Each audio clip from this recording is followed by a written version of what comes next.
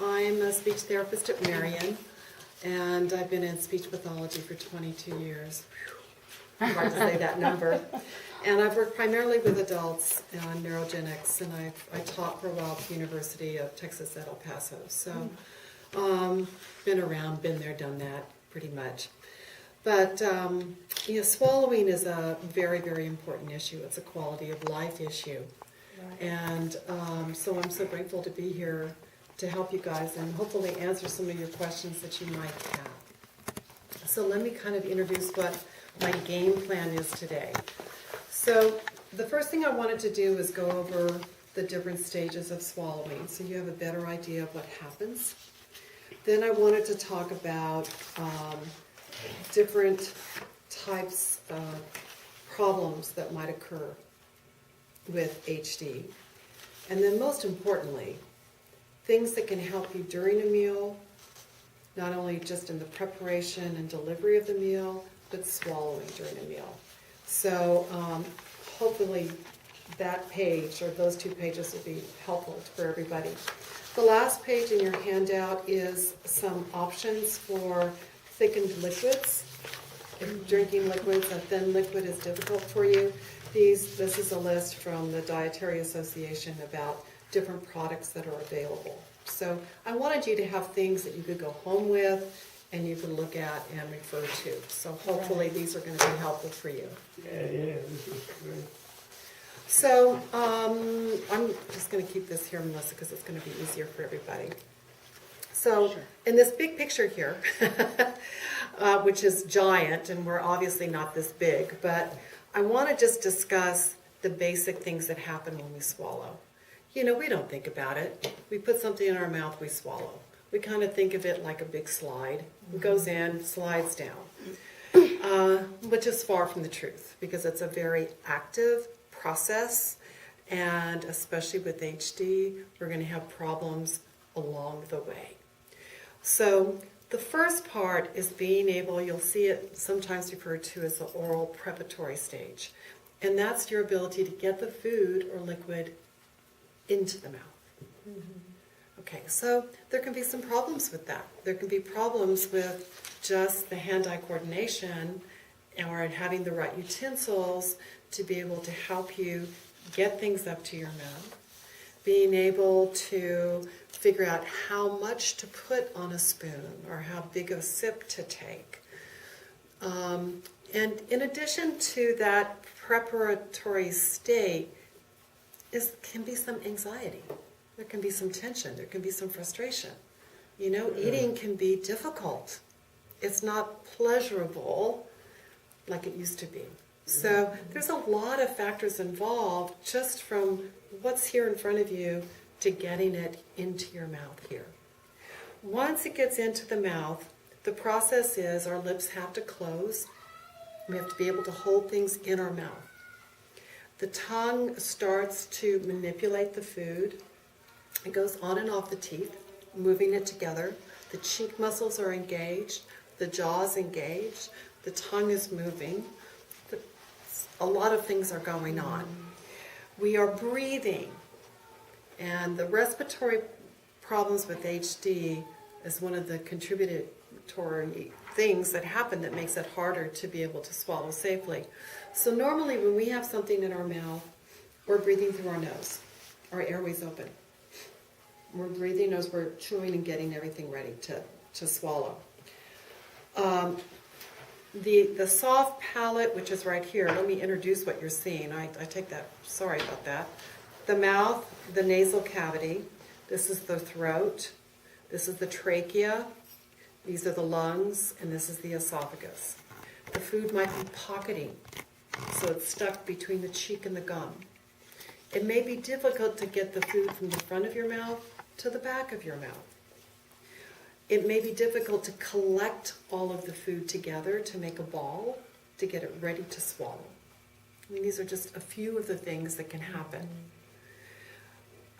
When we get ready to swallow, the soft palate is going to lift here. The tongue is going to come up and back. And this is an area, this soft palate or velopharyngeal port, is a problem with HD. Sometimes this muscle, or the muscles that elevate that port, don't work well. So what happens is food and liquid can come up and out of the nose. Not cool, okay? That can be a little anxious during a meal if you've got the food coming out of your nose. When the swallow is initiated, the tongue comes up, comes back. This is the epiglottis. The epiglottis, its job is to tilt down to help cover the airway. This is your voice box. This slit represents the vocal cords. The muscles of the throat, the strap muscles, lift that voice box up and forward. You hold your breath. The epiglottis comes down. The constrictor muscles start to push the food and liquid down to this point. Again, we just kind of think you put it in your mouth and it goes down your throat. So sometimes this epiglottis with HD is not going to invert the way that it's supposed to. So what happens, food and liquid can start to go down into the airway. When you hear that word aspiration, that means anything that's gone below the level of your vocal cords and it's gone into your airway. Now our body's natural reaction is cough. Get it out of there. That's our protective reflex to get that out. But sometimes there's problems with muscular strength for respiration. And it's hard to get a strong enough cough to cough anything out. One of the biggest problems with HD is this respiratory connection works sometimes opposite. So instead of closing the vocal cords to protect the airway, the vocal cords are open and you aspirate. So that coordination of breath and swallow can be altered. And that's something that we're going to talk about more. Once the food or liquid gets to this point, this is a sphincter muscle, and it always is closed. It opens up to release, to allow the food and liquid to go down your esophagus. Then it closes back up. This is what helps protect us from acid reflux. Okay? So once it gets to this point, we don't really have any control over that. It's different kinds of muscles that pull things down. Okay? So there are times when food or liquid can start to go the wrong way, and we call that penetration. So that's that little tickle that you feel. When something starts to go and you go, something there, okay? So it hasn't quite gone below the level of the vocal cords, because that is the true is aspiration, okay? So if you'll go to the second page of your handout, I put my business card at the bottom of the page.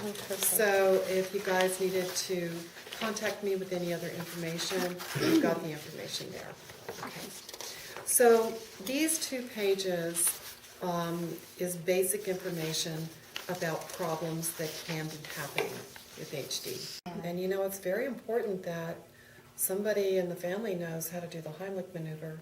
You know, you've got to be prepared for that, because dysphagia and aspiration, they go hand in hand with HD. And you know, many times that can be the cause of death is aspiration. So, yes, go ahead, Can Mary. I add that I work with a client that has MS, she has swallowing problems, and one of her things she has to do, she has therapy as well, is clearing her throat in between swallowing to clear her throat, and then testing her voice to make sure everything's cleared, and that seems to help her.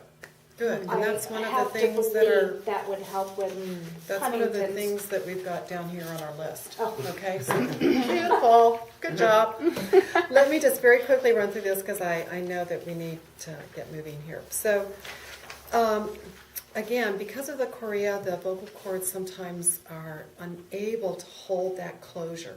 Okay, so holding your breath means the vocal cords, which are in the shape of a V, the point of the V is at the front of your neck. When they close together, when we hold our breath, the vocal cords come together, they adduct.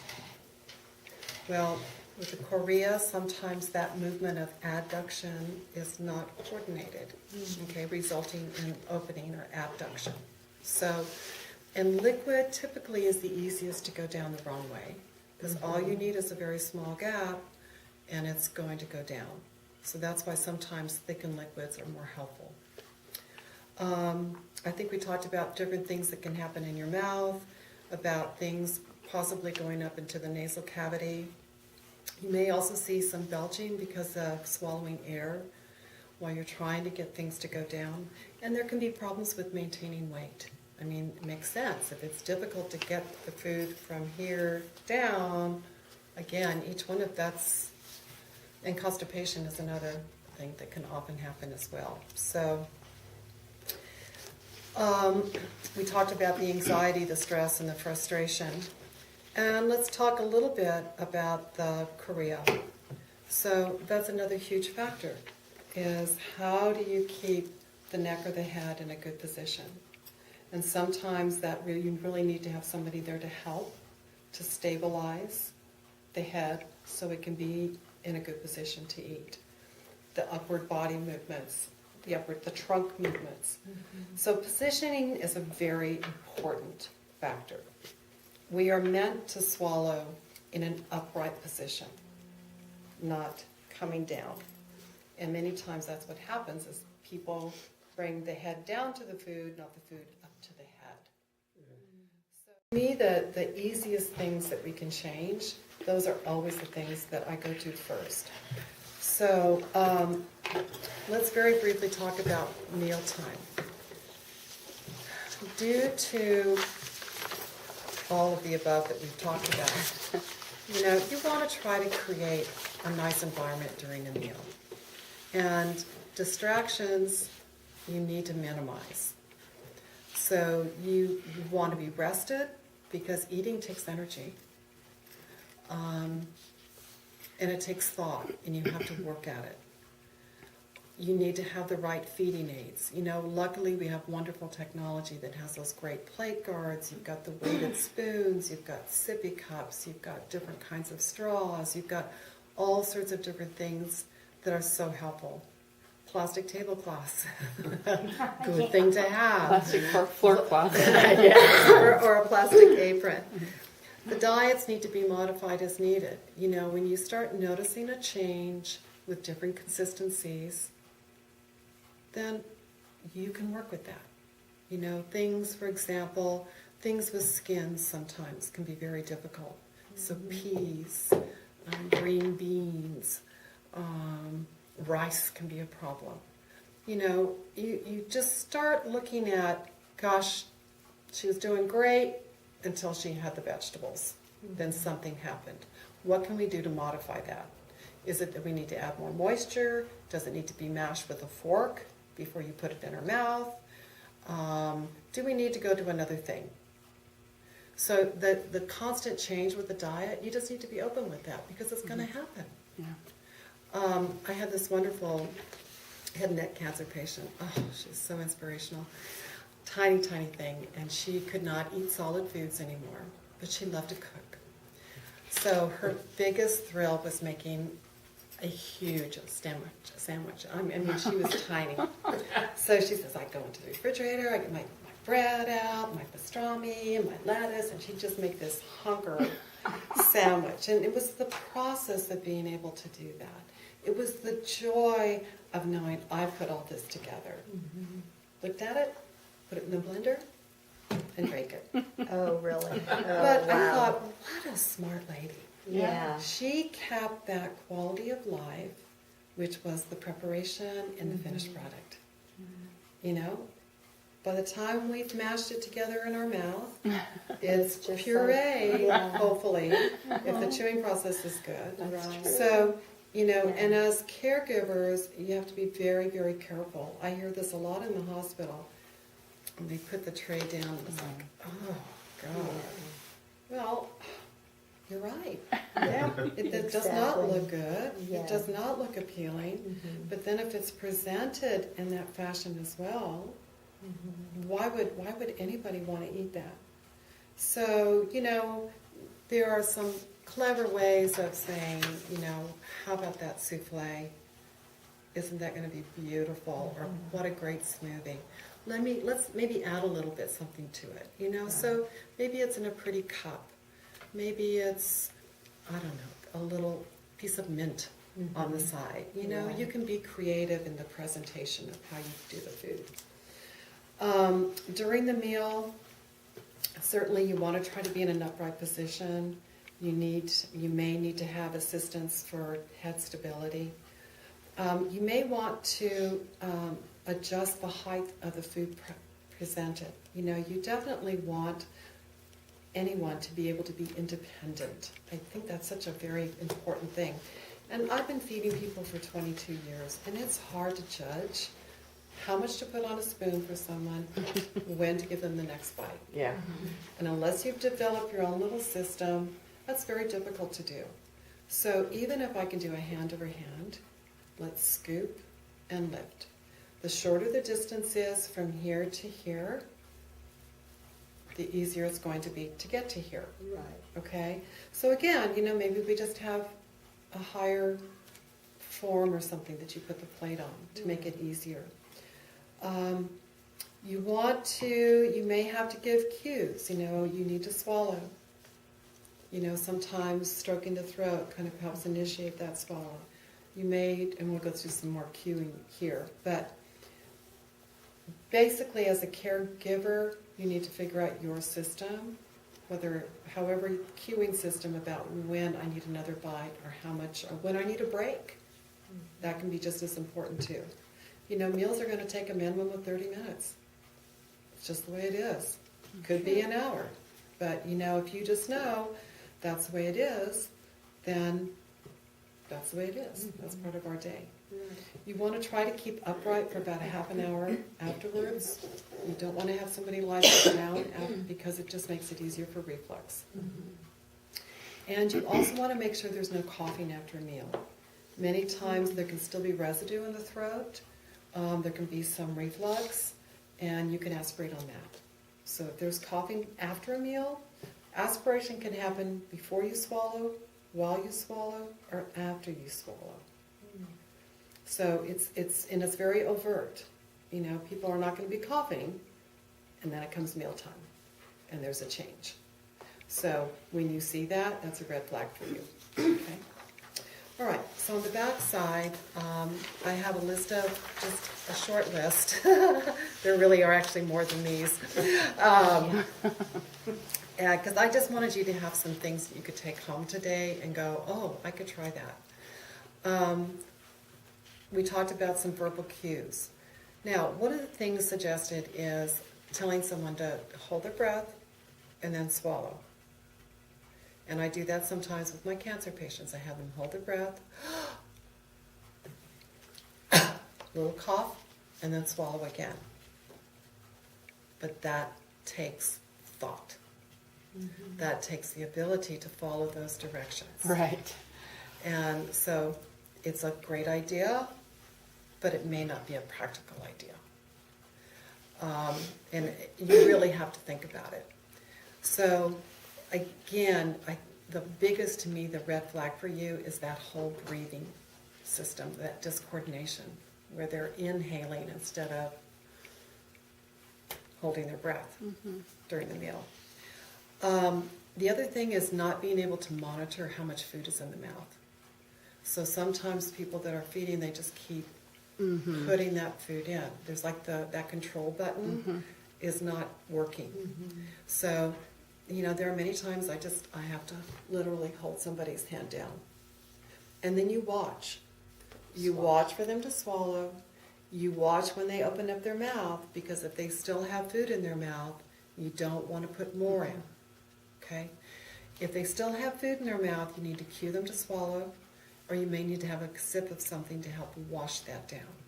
Okay, so it's very common for that inability. And again, knowing that the tongue's problems of being able to coordinate that good, efficient movement is not always going to work. Getting things from the front to the back is difficult. Okay. Watch breathing, and if you notice that there's more shortness of breath after they swallow, you got to stop. Slow down. Got to slow down. Yeah. You got to catch your breath. Make sure that respiratory system is back in good coordination. Okay, so feeling that the food is sticking in their throat. We have a couple of valleys in our throat. And when I say a valley, it's a small depression. One is at the back of the tongue, at the base of the tongue, and the other two are on either side of the airway. Well, whenever there's a depression, things can get stuck there. Mm-hmm. And if these muscles aren't strong enough to elevate and squeeze that out, then there's going to be something still stuck in the throat. So listen to that. Do a dry swallow, a second swallow, or do a liquid wash. A sip of liquid to maybe help clear that down. But you don't want to put more on the system if they're having problems getting that out of the system. This is something that just drives me crazy at the hospital when nurses wake up patients and put pills in their mouths. Oh, yes. And they've been sound asleep. I don't know about you guys, but my mouth is pretty dry, So please make sure that there's moisture in the mouth before you start a meal. I know that sounds redundant, stupid, but it's a very positive thing to have some moisture in your mouth before you put anything in it. We talked about encouraging self-feeding. Mary, here was your suggestion about coughing or clearing your throat, So, as Mary said, when you swallow and the person has that gurgly, wet sound to their voice, that's letting you know there's residue there on the vocal cords or near the vocal cords, the false vocal cords, and that's right on top of your airway.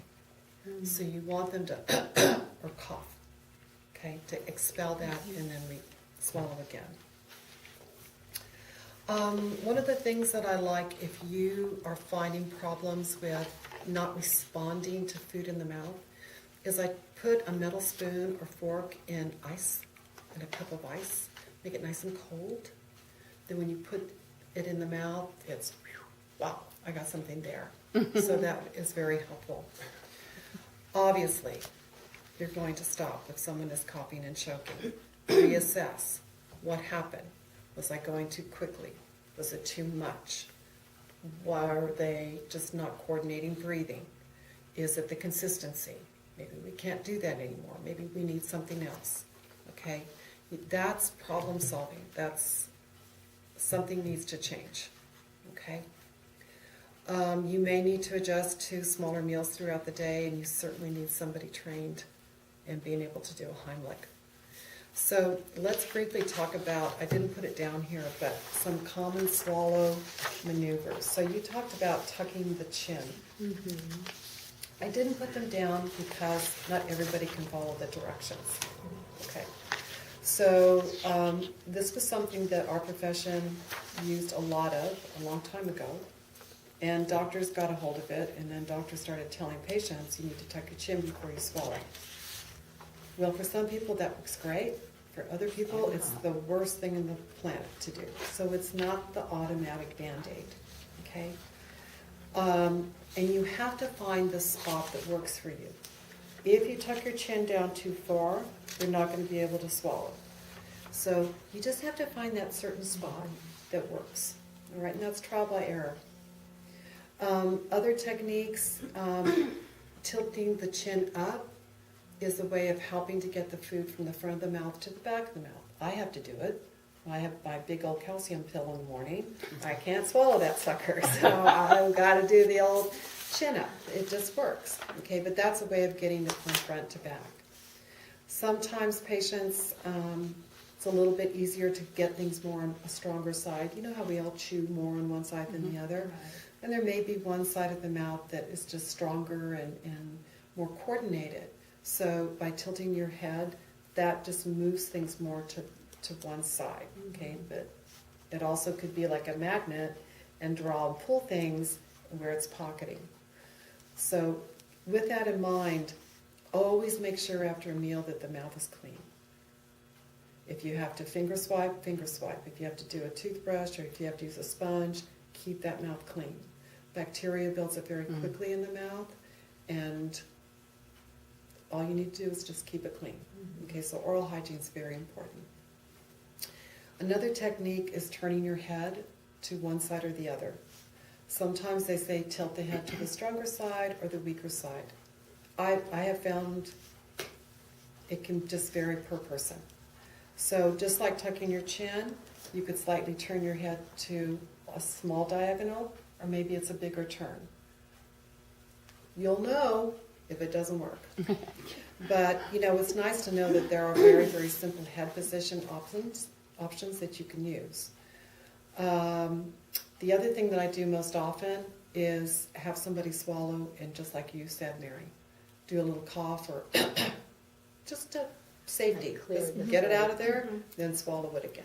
Okay. So those are some general things that you can do. By all means, if you have questions, let me know. Ask your doctor for a consult. You know, there are definitely things that we can do.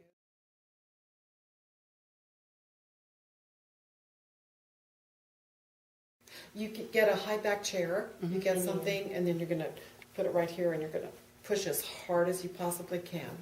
Get something Really like your fist, or No, you No, get to use the into the chair. chair. Use the back of the and chair. just push yourself against it. And that'd be a great For a counter.